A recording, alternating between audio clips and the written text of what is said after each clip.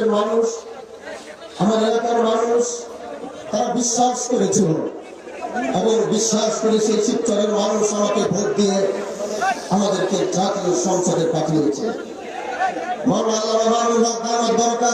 উপর আস্থা রেখেছেন, আমার উপর আস্থা রেখে তিনি আমাকে এই দায়িত্ব পালন করার সুযোগ দিয়েছেন। ভাই, আমরা ক্ষমতার জন্য আমরা জাতীয় সংসদে যাই নাই। এরকম ক্ষমতা তো আমাদের পূর্বপুরুষের ছিল। আমরা এরকম ক্ষমতা আসন মসনদে বসার জন্য, আমরা ক্ষমতার মসনদে বসার জন্য জাতীয় সংসদে যাইনি। আমরা এদেশের মানুষের কথা বলার জন্য জাতীয় সংসদে গিয়েছি।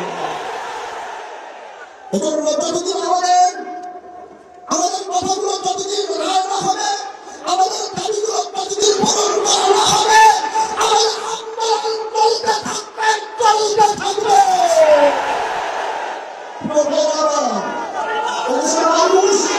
70% মানুষ গণভোটের পক্ষে রায় দিয়েছে, 70% মানুষ জুয়ের পক্ষে রায় দিয়েছে। এজন্য এদেশের জনগণের ম্যান্ডেটের বাইরে কি অন্য কিছু করার কোনো সুযোগ দেওয়া হবে না। আমরা সরকার পতনের আন্দোলনে লাগি নাই। এটা কোন সরকার পতনের আন্দোলন আর সমাবেশ নয়।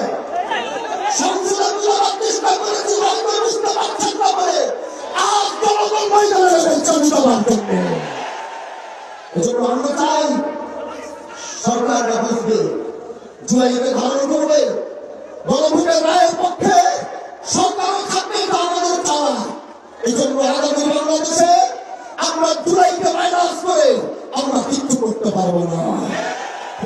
আমার এই ময়দান থেকে এটাই বলতে চাই, আমরা জাতীয় সংসদে আমরা জনগণের পক্ষ হয়ে কথা বলবো।